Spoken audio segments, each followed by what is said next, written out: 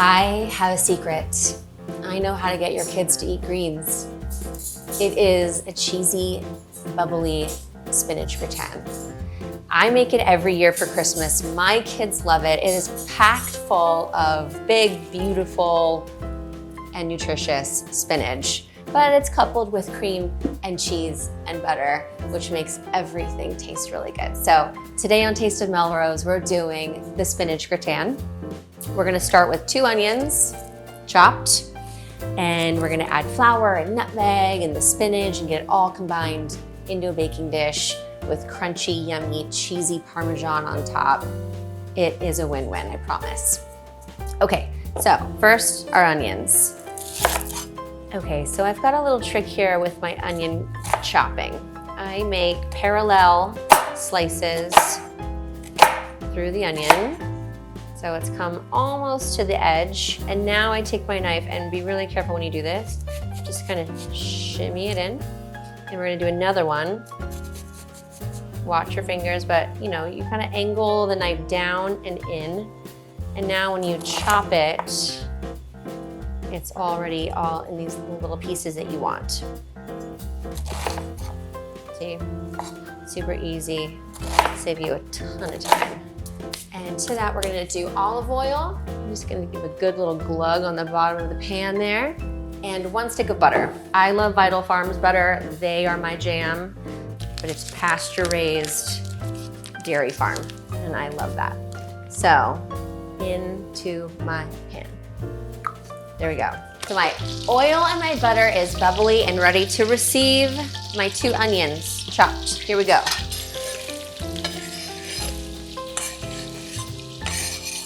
Lovely. Give those a good stir. Everybody incorporated with the butter and the oil. Yum, yum, yum. Next, we're gonna add our nutmeg, which is gonna be so fragrant. It's gonna go all over the onions and really give that beautiful, kind of Christmassy vibe to this gratin. This is gonna be a 1/4 teaspoon, but I just kind of eyeball it. Salt these guys just a little bit. So we wanna get these guys nice and translucent, but not soggy mushy, okay?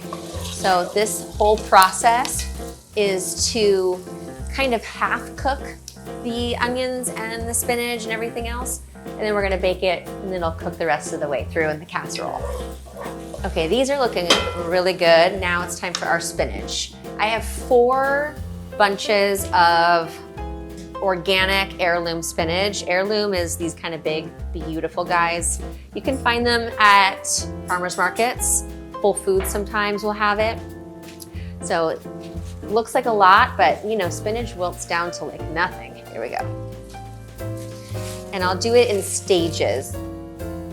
Okay, so I'm gonna add my 2nd bunch of spinach. It's wilting just beautifully. Get you in there. I mean, look at that beautiful heirloom spinach.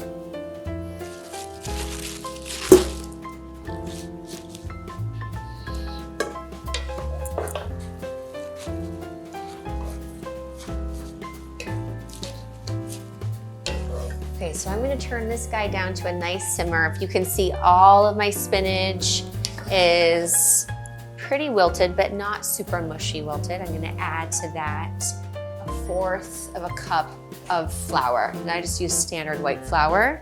And that's gonna go in a nice little kind of pocket in the center here. And then I'm gonna incorporate this into the kind of base. Just get it all into my spinach here. Perfect. So that flour is gonna be the thickener to my cheese and my cream. All right, so next we're gonna add is the cream and the milk. We need 2 cups of milk. In you go.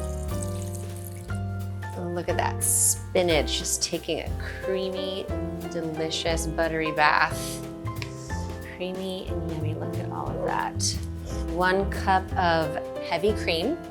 Okay, so I have my heat on like a medium low heat. And what I wanna do is just kind of gently keep stirring it so that flour incorporates with the liquids that we just put in and it starts to thicken it up. And then last, will be our cheese. And I love Gruyere and Parmesan mixed together. To me is a win-win.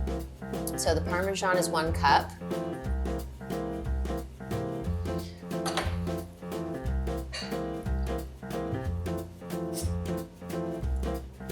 Okay, so now our spinach and our cream and our Parmesan cheese is ready to go into its dish. Oh my God, look at that. It's just divine, I'm telling you.